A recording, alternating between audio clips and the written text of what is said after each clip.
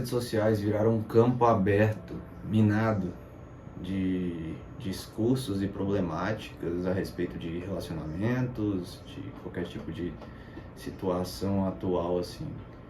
E consequentemente a gente vê o clássico embate entre homem e mulher no contexto moderno. Talvez o problema não seja exatamente as questões levantadas, que tem que ter algo anacrônico, sempre voltar ao antes. Talvez seja a forma como as pessoas estão se adaptando ao agora.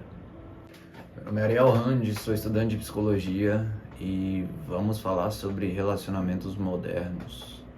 Vivemos na era do automático, como todo mundo pode ver. Antes, as informações que demoravam dias para serem levadas agora são instantâneas. Consequentemente, os efeitos disso no nosso cérebro e nas nossas questões sociais são diversos, incluindo relacionamentos. Se a gente volta para 1910, mais ou menos, aquelas décadas anteriores, era marcado por uma cultura social diferente, uma cultura social que era muito mais legislada, tinha muito mais normas em questões de relacionamento, muito mais restrições, principalmente para mulheres, né? E tanto para os homens também, só que para os homens menos. Então, assim, tinha uma fase de cortejo muito grande, tinha uma fase, normalmente, sei lá, 1 ano, né, dos casais se conhecerem, para adquirirem um vínculo consistente, para depois ir para a fase do namoro, depois a fase do casamento, né? Isso se não fosse marcado por uma desestrutura completa, né? Então, não necessariamente era melhor, ao contrário, né, tinha muitas restrições. Então a gente tem um padrão social, um padrão de relacionamento totalmente diferente do que a gente vê agora. Hoje em dia, você conhece uma pessoa por uma rede social, automaticamente já começa a segui-la, ela começa a te seguir de volta, começam a mandar mensagens um para o outro, já se encontram e cria-se totalmente algo automático, algo instantâneo e não necessariamente prolongado. Minha leitura agora está sendo sobre dopamina, a molécula do desejo, do Daniel Z. Lieberman, onde ele aborda questões, né, do neurotransmissor, questões também sociais e questões de vício. E muito interessante que a dopamina ela serve basicamente não como o neurotransmissor do prazer, mas sim um neurotransmissor da surpresa.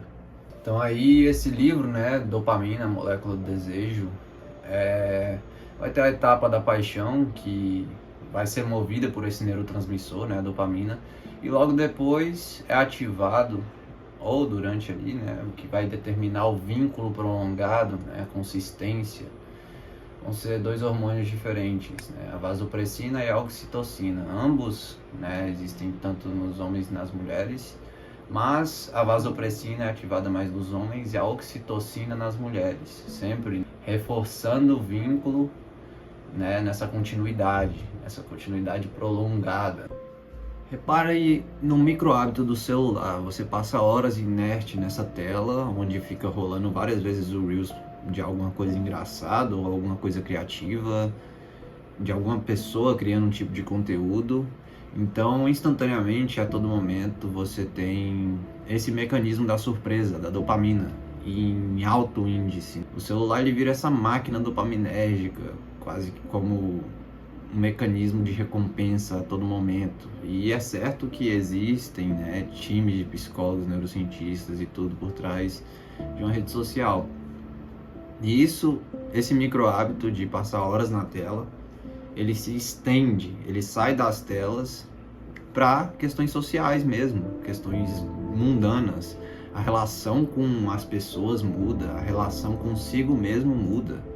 Então, a todo momento, o seu cérebro, ele vive num sistema de defesa quase quando se trata de criar um vínculo, porque você já espera que aquilo não vai durar, você já espera que vai ser um trabalho perdido, porque normalmente você até dá sorte de passar de 3 encontros, você até dá sorte de passar do primeiro.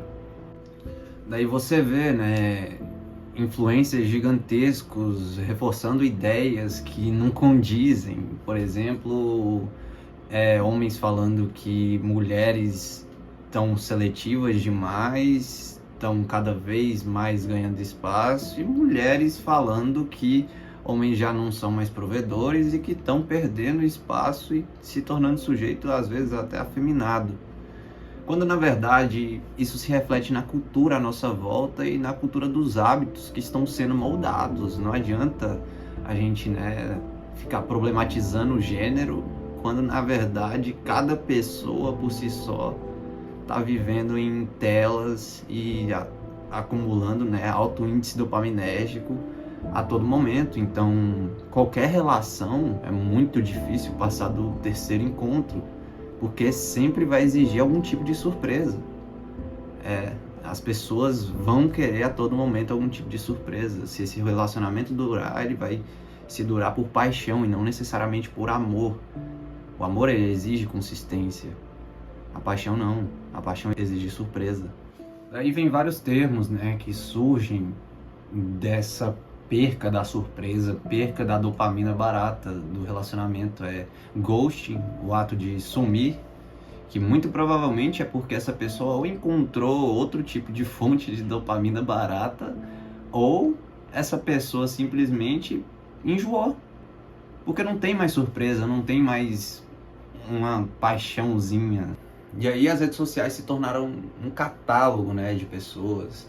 Literalmente, ao invés de dinheiro, você sustenta aquilo com reforço positivo e reforço intermitente, que nada mais é do que os elogios, as curtidas, a todo momento ou de vez em quando. O mecanismo de surpresa, aquele ato de você elogiar do nada, falar algo diferente, com linguagem diferente. Então aquilo no cérebro da pessoa, explode de neurotransmissores, neurotransmissor barato ainda por cima. Não tem constância, é tudo muito imprevisível, Eu convido você a refletir, Você pode taxar o problema como o outro a todo momento, o gênero, a pessoa, seja lá o tipo de problema que você acha que é, mas eu te convido a refletir sobre que hábito você está cultivando, se esse hábito é automático ou esse hábito tem consistência. Porque às vezes não é o outro, e sim nós mesmos. Então é isso, é por isso que você está solteiro ou solteira. Cultive bons hábitos, espere-se a dopamina barata e às vezes você atrairá aquilo que você procura. Um amor consistente, não passageiro. Curta, se inscreva, compartilha. Muito obrigado, até a próxima.